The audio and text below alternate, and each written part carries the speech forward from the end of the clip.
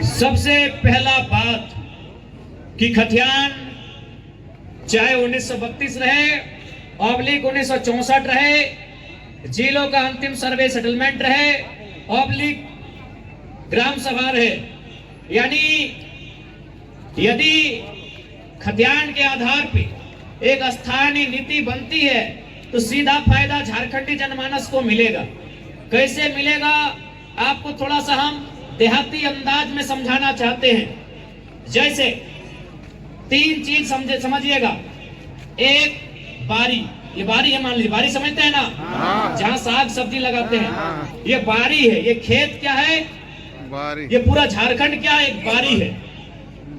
पूरा झारखंड गढ़वा से लेके साहेबगंज तक, साहेबगंज से लेके सिंहभूम तक, और फिर सिंहभूम से लेके गढ़वा तक, ये क्या है? एक बारी है। अब क्या चाहिए? बारी में क्या होता है? हम लोग फसल उगाते हैं। क्या उगाते हैं? फसल। यानी झारखंड में जो नौकरी है वो क्या है? फसल है। झारखंड में जो नौकरियां हैं, झारखंड में जो पैसा कमाने का जरिया है वो क्या है? फसल है। और एक क्या होता है? बारी फसल। और एक होता है बाउंड्री, जिसको हम लोग कोई बेड़ बोलता है, कोई घोरना बोलता है। आप लोग क्या बोलते हैं? घोरना। घोरना। हम लोग भी बोलते हैं घोरना। यानी हमारे पास क्या है? बाड़ी है। बाड़ी यानी झारखंड। हमारे पास उस बाड़ी में सब्जी भी लगा है, सब्जी यानी नौकरी, लेकिन क्या नहीं है? घोरना। यही घोरना नहीं रहने के कारण चोर गोरू लेरू आके घुसते हैं, हमारी साग सब्जियों को चरते हैं और चले जाते हैं। चोर गोरू लेरू आते हैं, हमारी साग सब्जियों को चरते हैं और चले जाते हैं। उसी घोरना का नाम है 1932 खतियान। जिस दिन ये लागू होगा, झारखंड की बारी के चारों तरफ एक घोरना लगेगा। उस घोरना में चोर गोरू लेरू पार नहीं होगा। यही है खतियान की लड़ाई, यही है खतियान की लड़ाई। क्योंकि जब तक नियम नहीं बनेगा, लोग फर्जी सर्टिफिकेट बनाएंगे, चोर गोरू लेरू झारखंड में प्रवेश करेंगे, झारखंड की बारी में आएंगे, यहाँ की साग सब्जियों को चरेंगे और दौड़ के फिर चले जाएंगे। इसलिए एक बात आपको कहेंगे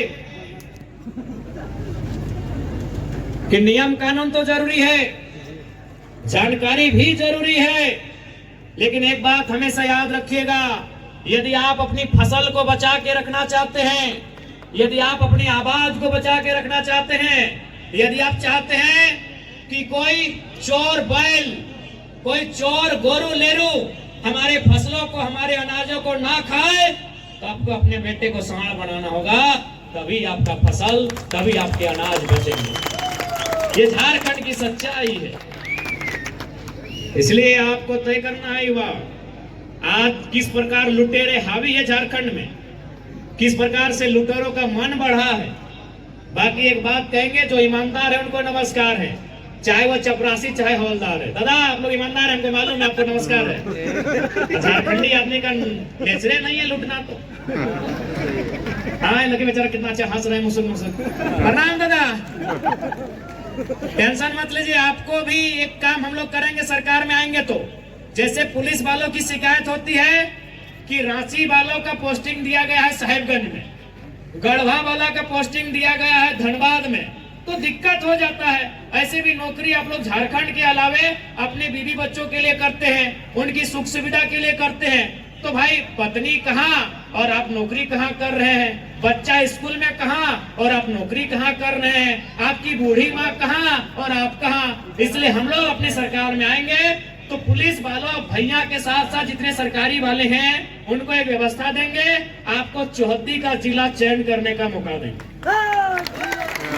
चौहद्दी का जिला यानी ये रांची है, रांची की चौहद्दी में लोहरदगा आता है, गुमला आता है, इधर आपका रामगढ़ आता है।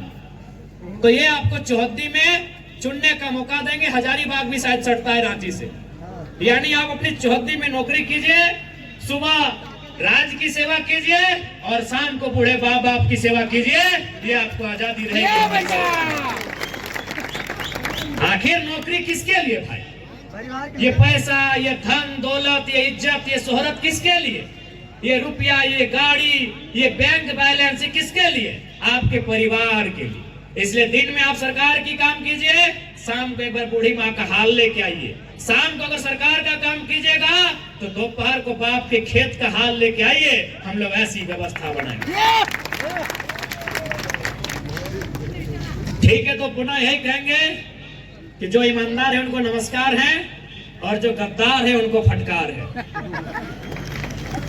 पुनः आज के इस कार्यक्रम में जितने भी हमारे जनता जनार्दन आए हैं, उपस्थित हुए हैं, उन सभी को धन्यवाद, आभार, अभिनंदन, आदाब, नमस्कार, जोहार, सलाम।